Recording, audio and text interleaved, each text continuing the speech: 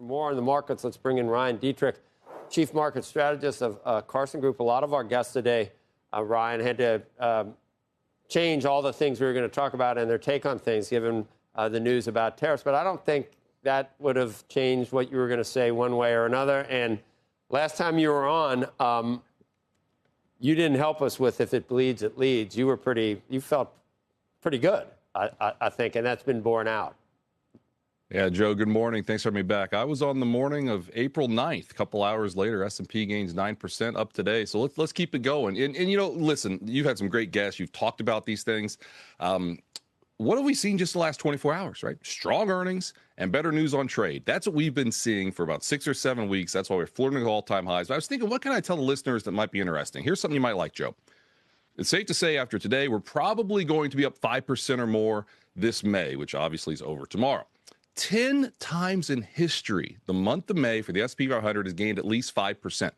1 year later, higher 10 times, up almost 20% on average. There's no better month of the year with future returns in May. We can get into more of the weeds of it, but I thought that was kind of interesting. Usually May's not that strong. So this is another clue, another signal from the markets that we've been saying for a while that, listen, this market wants to go higher. We know the headlines. We know the potential risks. But again, we have to listen to what we're seeing, and we like it so far.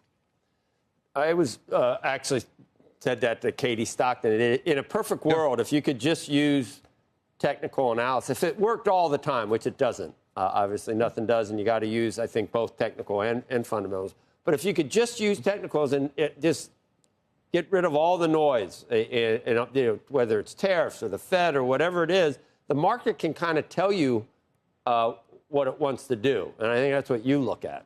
No, exactly. You know, one thing I came on your network earlier this year. Now, we did not see a near bear market. I want to be very clear, but we were on record. We'd probably see a 12 to 15% peak to trough correction probably in the first half of this year.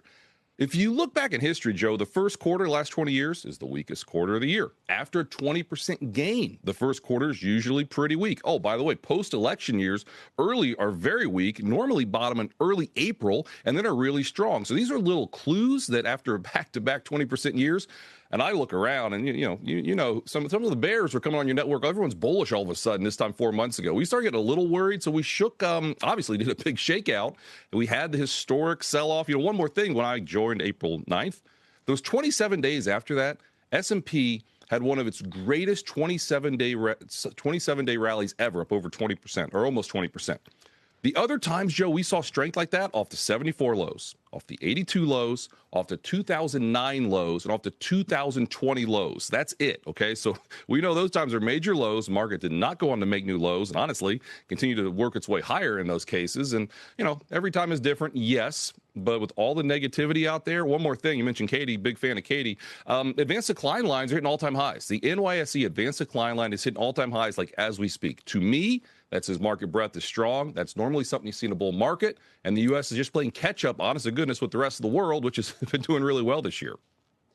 So if at the very least, if the Trump tariff did nothing else, it did give the market an excuse at the beginning of the year to correct an overbought back-to-back 20-year advances. And it was kind of, maybe it was cathartic. So even if nothing happens globally in terms of trade, it did give the market a reason for a pause, and it probably was healthy because the Mag 7 was controlling everything, and it just wrung out maybe some of the excess. I agree. I mean, I totally agree. I mean, it would have, again, do we go down 20% if we don't get the tariffs? Probably not, but we might have had a double-digit correction for any particular reason, and that's what's happened. You know, one other thing that caught my attention, I know other guests have pointed this out, even in April 9th, when everything was really bad and we're down almost 20%, credit markets were really, really hanging in there. You know, and I've always said the credit markets are the smartest people in the room. The worries were there, but if you follow the credit markets, follow some of the internals, the relative strength, honest to goodness, it said you probably want to be an opportunist here, especially the market was selling off, and we've seen that. And we're sticking with, we like the U.S. still. We like large caps. We think those cyclical areas, your financials, industrials, if you don't have a recession, which we never were in the recession camp, those are areas that second half of this year, Joe, probably still going to do pretty good. Very good.